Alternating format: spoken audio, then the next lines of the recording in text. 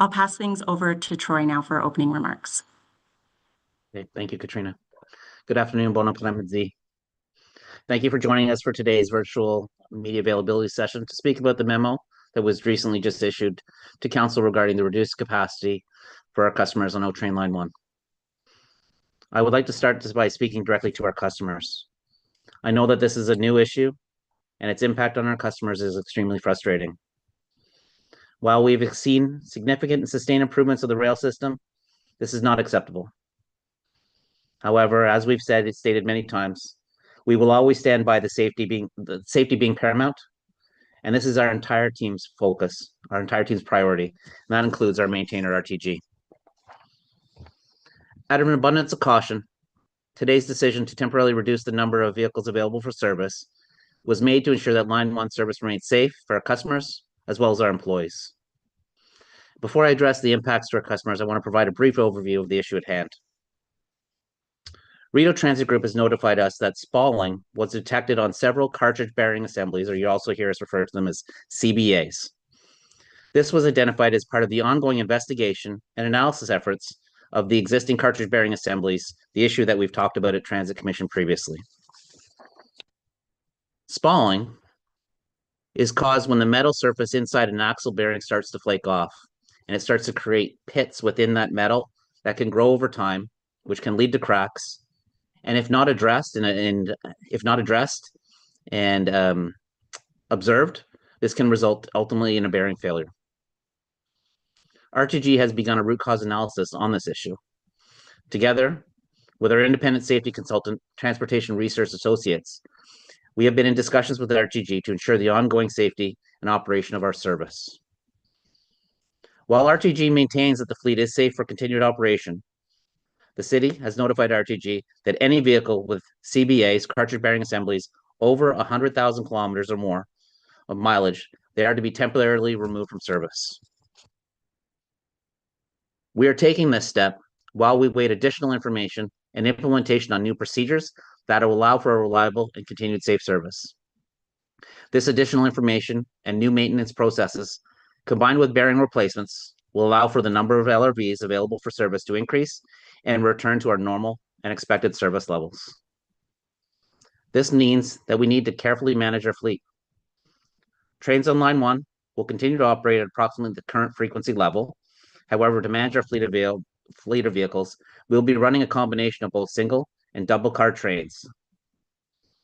Furthermore, this means that during peak periods, trains will continue to operate approximately every 4 to 5 minutes, but it is likely that the single car trains will fill up much faster. Trains may be crowded, and some customers will need to wait for the next train to arrive.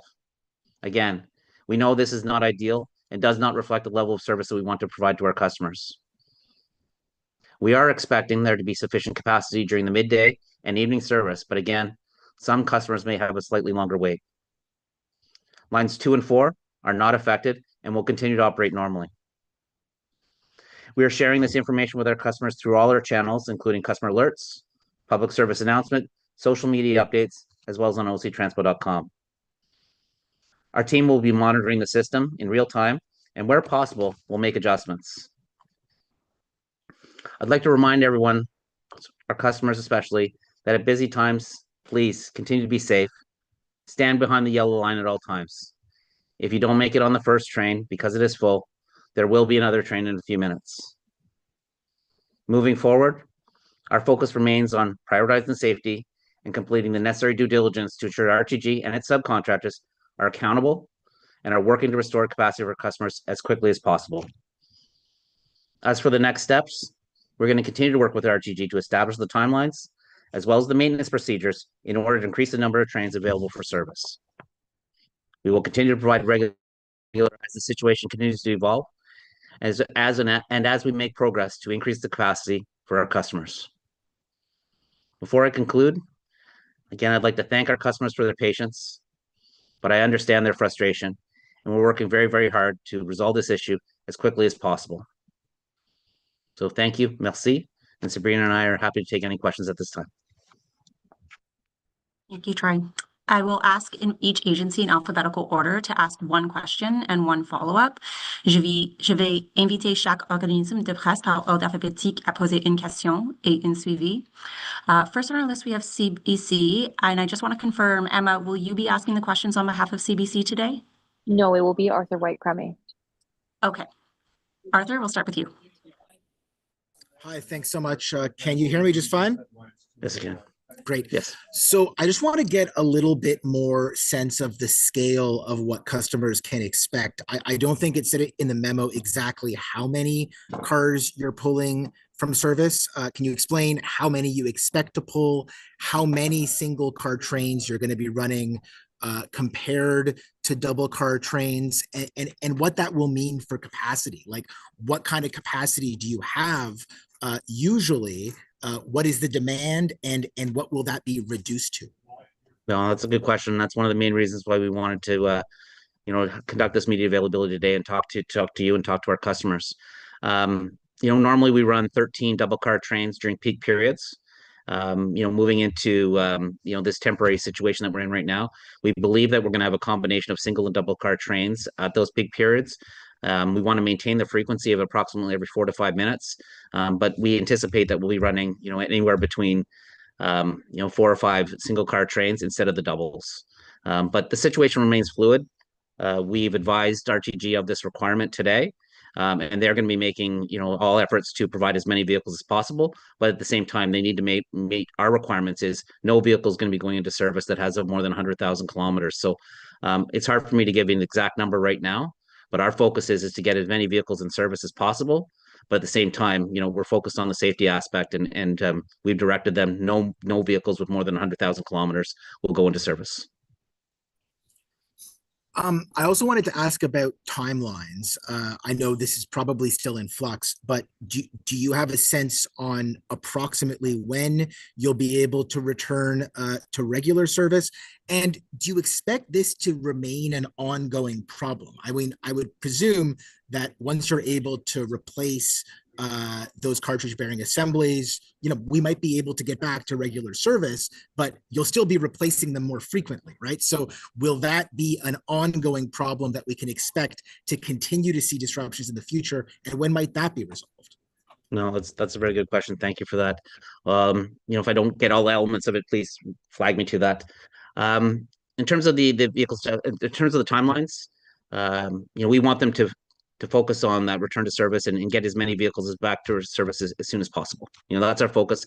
I don't have a more detailed timeline than that because the situation is quite fluid, and there's a number of activities that are ongoing in parallel. There will be focus on replacing the cartridge bearing assemblies, that have that over 100,000 kilometers on them.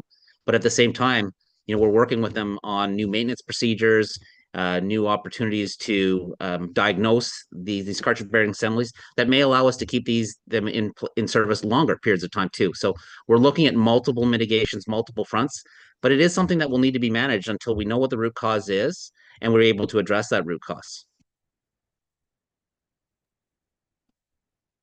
Thank you. Next is Leah Larocque from CTV. Hello, can you hear me? Yes, I can. Hi, Troy. I just want to go back to the actual issue and spalling. I'm just not sure if a lot of people know exactly what that is. Yeah. So could you maybe just explain and kind of as clear as possible what exactly this issue is and what are you seeing on the train? So the issue that's occurring is within the axle bearing itself, okay? And I think you can appreciate if you look at any sort of vehicle or even bike, you have bearings that allow for an axle or a shaft and wheels to be able to rotate around it, right? So there's lubrication and there's smaller bearings within that, and it's all about allowing a wheel to roll smoothly. And what we're seeing is what RTG has identified is within that bearing itself, they're seeing what they call spalling, which is some chipping away at the metal. And if that metal chips away, two things happen. The bearings don't rotate smoothly, and then you start to get contamination in the grease that's in there that allows the bearing to move freely. And that contamination can result in more degradation of the bearing itself, which then can ultimately lead to a failure. So It's an important aspect of the vehicles that needs to be addressed. Thank you. And I just want to say, can you speak to how much of an impact this is going to have on the system in general? If people can't get on a train and they're going to wait for a bus, but we know there aren't enough buses right now to meet demand. So how much of a stress is the system going to be under right now, going ahead for an indefinite timeline? Yeah, so our focus is getting as many vehicles back in service as possible, as quickly as possible. Obviously, as I said, safety is paramount, and I can't stress that enough. But yeah, there will be an impact at those peak times. There's going to be an impact in terms of the capacity, and that's why we're here to talk to our customers about the fact that the platforms will be busier at those key times. They will see a combination of single and double car trains, and some customers may have to wait for a second train. They may not be able to access the first train, and that's not acceptable. I appreciate that our customers will, I think frustrating is maybe putting it mildly. I think our customers will be upset with this, and we recognize and acknowledge that this is not acceptable. We're going to hold our maintainer accountable to rectify the issue as soon as possible and get us back to service. But there will be a capacity impact. But where our focus, our collective focus, is getting as many vehicles back to service as possible, so we can minimize the length of impact. Suivant, Sébastien Pierrot, le 3. In French or in English? I can probably take it in English, but I've also got our Chief Safety Officer, Sebastian Payson, who can answer in French too. Okay, I can ask the question in French and you can answer in English, or I can try in English if you want. It's up to you. Okay. Could winter condition be a contributing or aggravating factor? What do you think about what Merci. happened? Merci pour la question, mais on pense pas que l'hiver, c'est une des raisons que la situation est ici. Ce n'est pas dépendant sur le météo. Ok, et la question de follow-up, juste pour clarifier, vous avez bien dit, il n'y a pas encore un temps où le trafic va revenir à la normale selon vous. C'est pas, il n'y a pas encore d'indices qui vous permettent de dire que ça va être ce soir ou demain. I think you asked, do we think when do we think the capacity will return, or when the service will return to normal? Yes, my question was, maybe I misunderstood, but could you explain when service will return to normal? À ce moment, nous savons pas quand le service va retourner à normal, mais tous nos efforts, c'est pour accélérer ça, et on veut retourner à notre service normal bientôt que possible. Merci beaucoup pour votre réponse bilingue. Merci. Et suivant, Frédéric Tapin, Radio-Canada. Bonjour, Monsieur Schauder. Est-ce qu'on peut faire juste quelques chiffres? Je ne sais pas si ça va compter comme une question, mais présentement, combien de trains légers dans le système, là? Moi, je pense que j'ai vu sur votre site web 56 trains. Et combien de trains vous avez présentement et combien vous pensez qu'ils sont au-dessus du 100 000 km? Je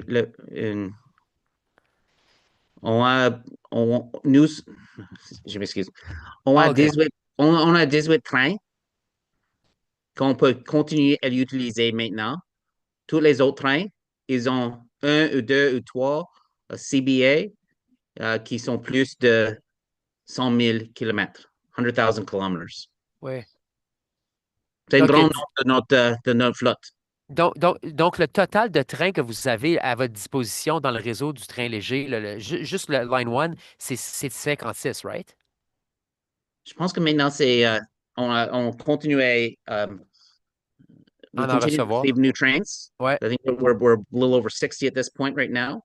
Okay. But we always have a number of trains that are in long-term maintenance, that are stopped for service, those types of things. So, there's the ongoing maintenance that we need to be prepared for as well, too, in addition to this. So, you've got maintenance, just like any sort of vehicle, you've got intervals in which you need to do inspections and certain types of activities. So, although you have a much larger, you always need to have spares to manage the ongoing maintenance requirements. And then when this happens, it creates that additional stress. Okay, but just to make sure that I understand and that my colleagues can understand, I think these numbers are important. If you have about you only have 18 trains that you can use now. All of the others and your total of 60 need to be Yeah.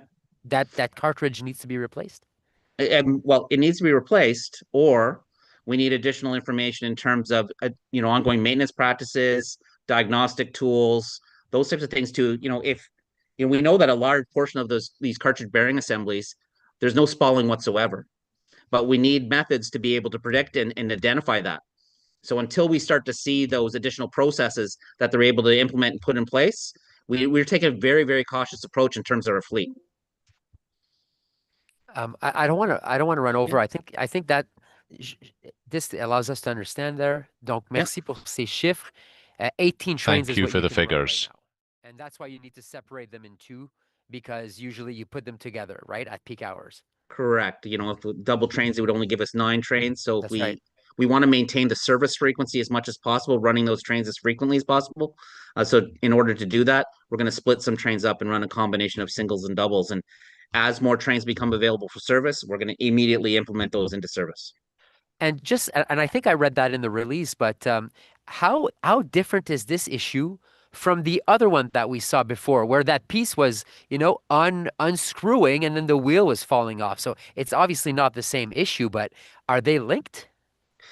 Too early to tell if they're linked, but we are definitely talking about the same component within the vehicles, that cartridge bearing assembly.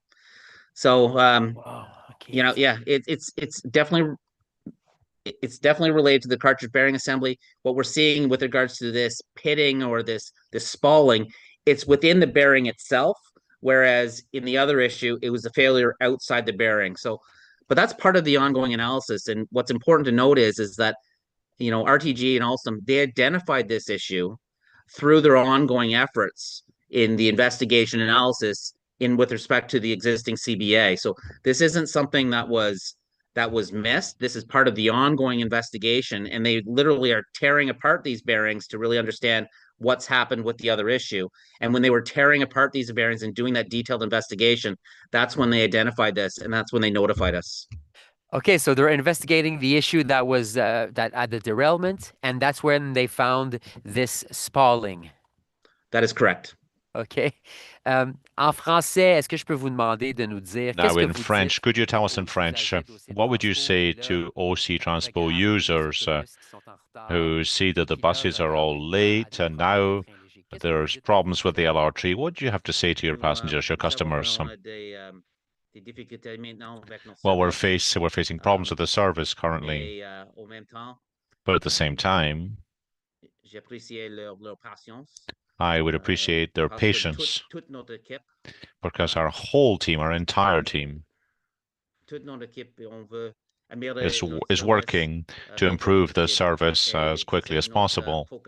This is our focus to reestablish or restore service, train and bus service. That's our focus, to improve the service as quickly as possible. We know it's frustrating for users, for riders. Merci, Fred. Next is Shane Segay from Railfans. Hi, Troy. Thanks for taking our questions today. Sure. The memo distinguishes this as separate from the earlier axle bearing assembly issue, which you answered Mr. Pépin's question, but both involve bearing-related components. So where does the root cause analysis on the original issue currently stand? What is the timeline for an update? And what does the emergence of another bearing-related defect change for the city's position or leverage with RTG regarding long-term remediation? Okay. So yeah, as I mentioned, this is a new issue. It's a new the way I've been describing is a new symptom or new failure mode associated with the cartridge bearing assembly. RTG and also they are undertaking their root cause analysis and working on addressing the previous issue with the axle bearing assembly. And as that investigation was ongoing, this is where they identified this spalling issue, which is a new symptom or new failure mode. So that ongoing investigation ongoing. And they're doing the right things in terms of a proper investigation, looking at all elements, finite analysis, looking at the is it a batch issue? They're looking at all those types of things, and this is where this was uncovered. As far as the timeline, I would love to be able to provide a timeline as to when we have ultimate rectification.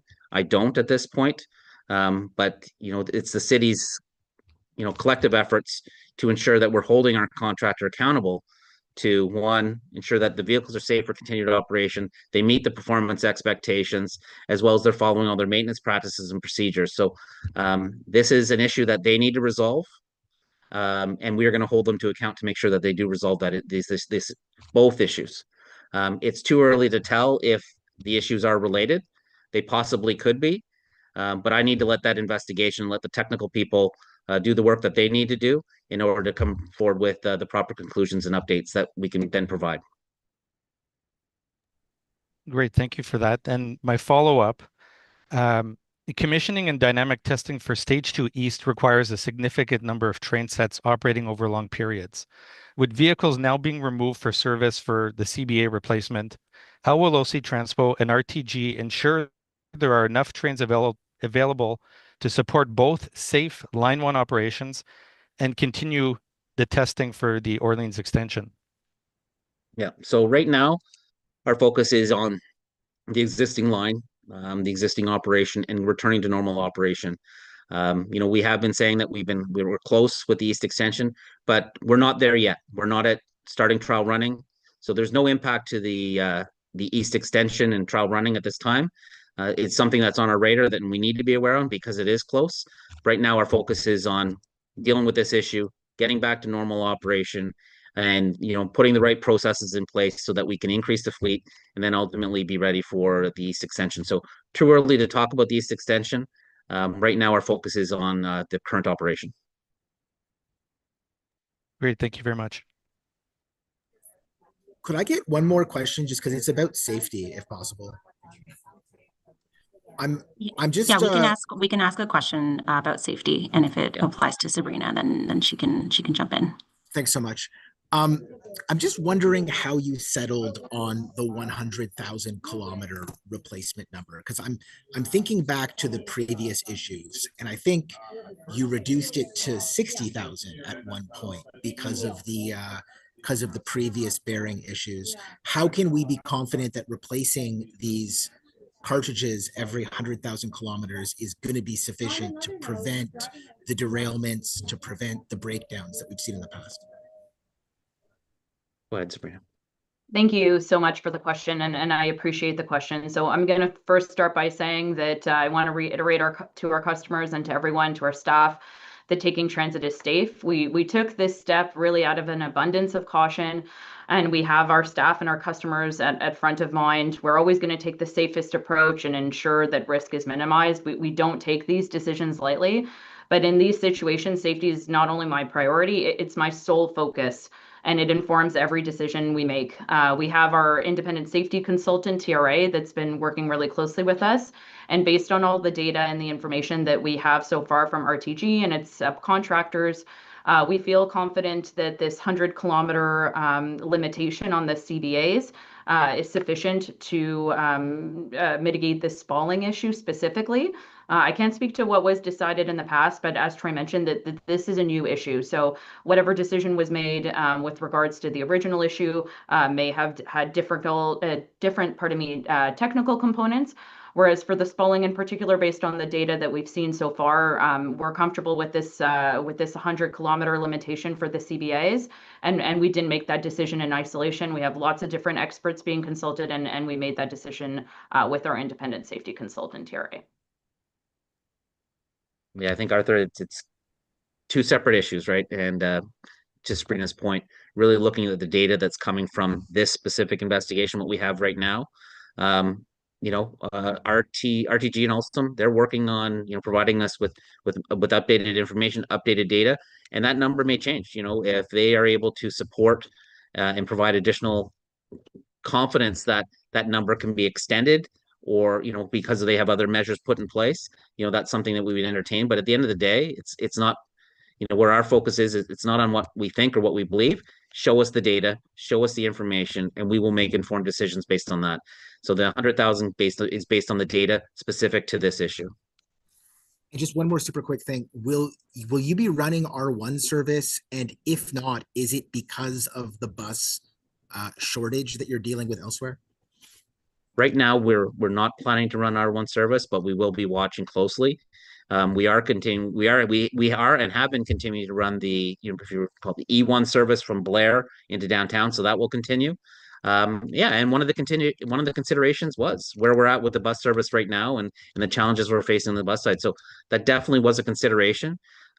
We do think that for most times of the day, the capacity on the line is there and will be sufficient. But we know those peak periods, it's going to be hard. It's going to be hard on our customers, and we'll be watching closely. We'll make adjustments where we can, and we'll be pushing RTG to get us as many vehicles as possible. Mr. Charter, do you know if there's cartridge available right now to be replaced? Like, are there delays and stuff that they need to wait until they can start fixing those trains that need to be changed? No, they can start now. They do have a supply of vehicles. They do have a supply of cartridge bearing assembly here in Ottawa, because they are still ongoing, replacements on regular intervals for the other issue, right? So we know they have a supply here, but that's the details, all the details that we really need to get into now. So I want to see what the new maintenance processes are. I want to see how they're going to maintain and manage this going forward. But then it's, the supply chain and making sure there's sufficient numbers here to support our operation. So that's definitely a focus. But yes, they do have cartridge bearing assemblies here in Ottawa, and they've started the work already. Okay. Thank you everyone for your questions. That's all we have time for today. Ceci conclut le point de presse aujourd'hui. I'll just remind you all that we are going to continue to be sending updates, and we'll be in touch for future media availabilities on this topic. Merci. Thank you. Thanks for your time. Merci. Thanks.